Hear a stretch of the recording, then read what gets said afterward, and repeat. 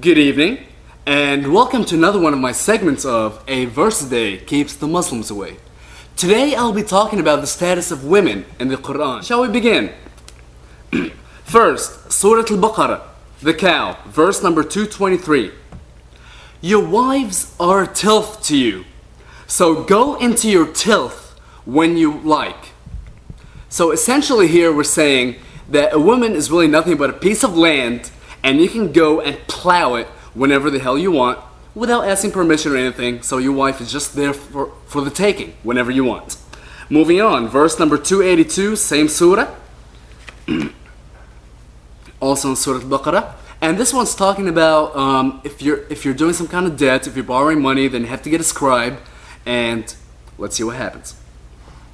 Call in to witness from among your men 2 witnesses, but if there are not 2 men, then 1 man and 2 women from among those whom you choose to be witnesses, so that if one of the 2 errs, the second of the 2 may remind the other. So not only here do we see that 2 women are worth 1 man, but also women are so stupid and so dumb and that they're gonna forget. So we need 2 women so one can remind the other in case she forgets. What if both forget? Moving on, Surah Al-Ma'idah, the food, verse number 6. I love this one. When you rise up to prayer, wash your faces and your hands as far as the elbows and wipe your heads and your feet to the ankles.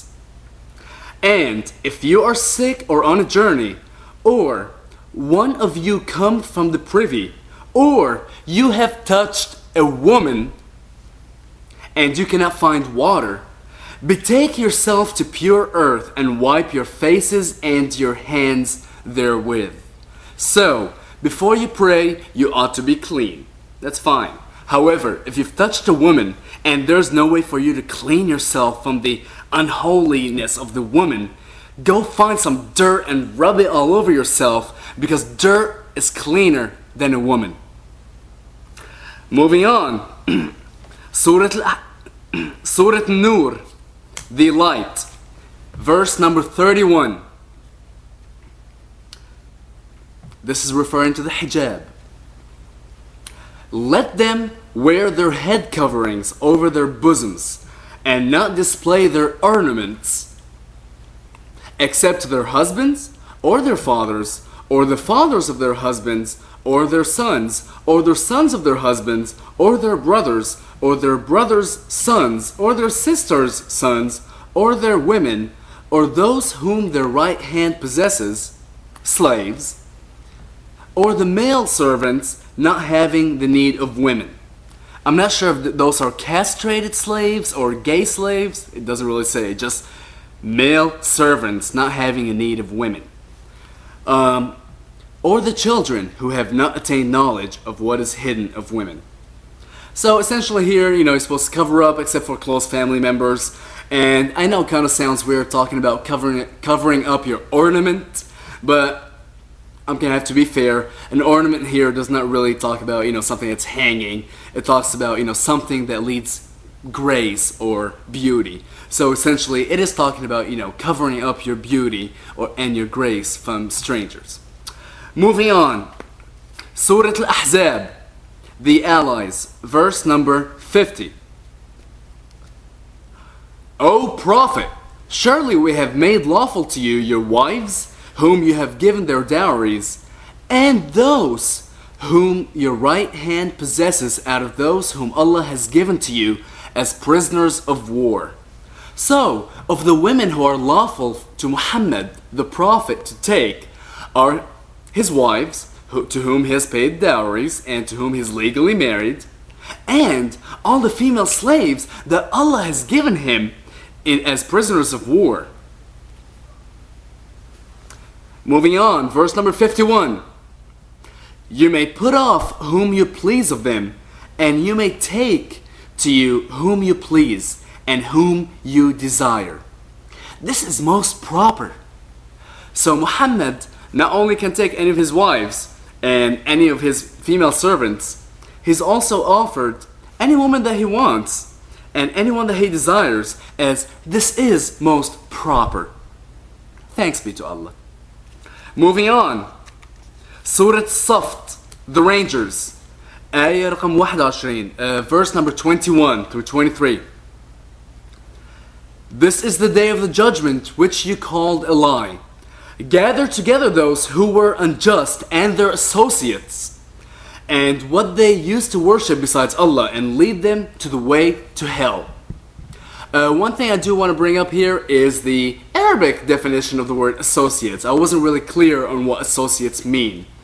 Here it says, احشروا الذين ظلموا وأزواجهم وما كانوا يعبدون من دون الله فاهدوهم إلى صراط الجحيم.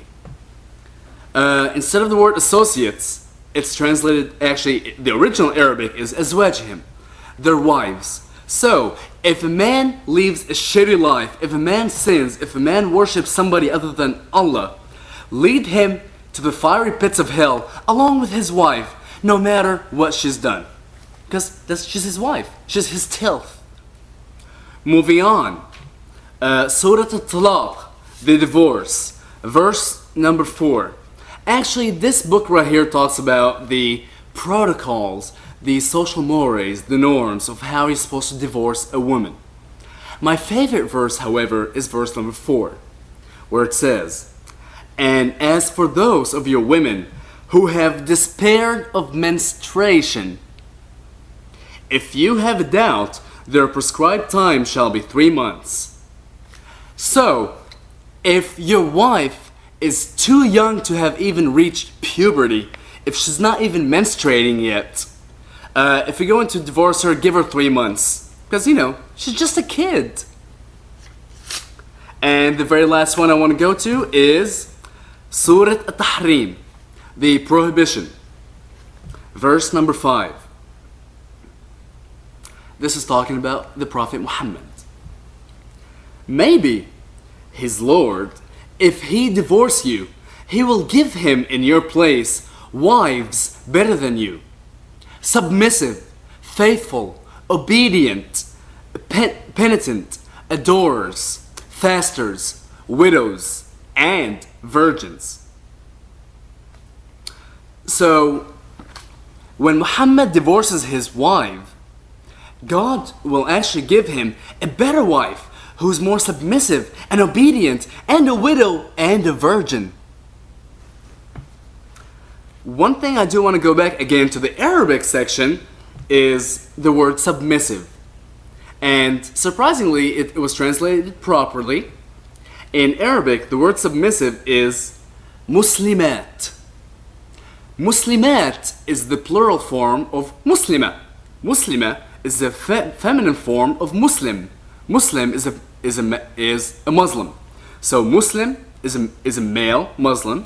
Muslima is a female Muslim, and Muslimat are female Muslims. So Muslimat is submissive women, just as a Muslim is submissive, to Allah.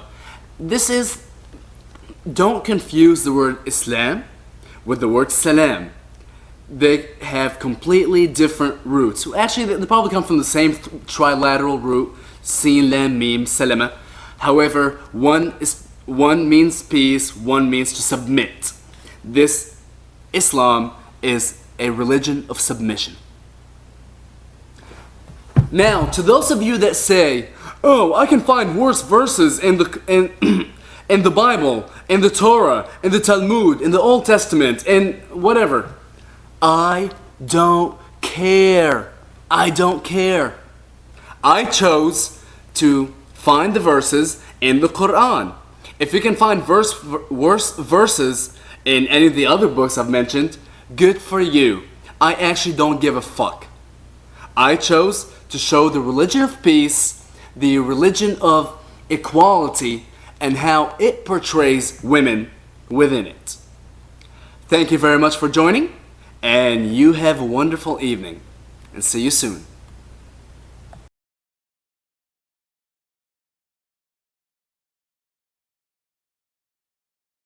isn't it? Well, it's interesting. way. There's a really important point. The Quranic language was almost entirely male until one of the women actually complained about it. She went to the Prophet and she said, why are these verses all talking about men? All the verses that came after that complaint were men and women, believing women, dhakar wa untha. And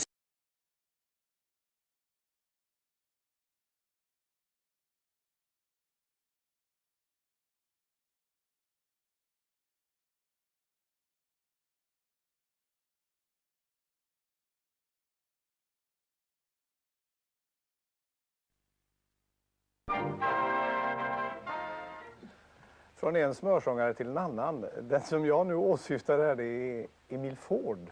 Han heter en sångare som underhåller oss på 60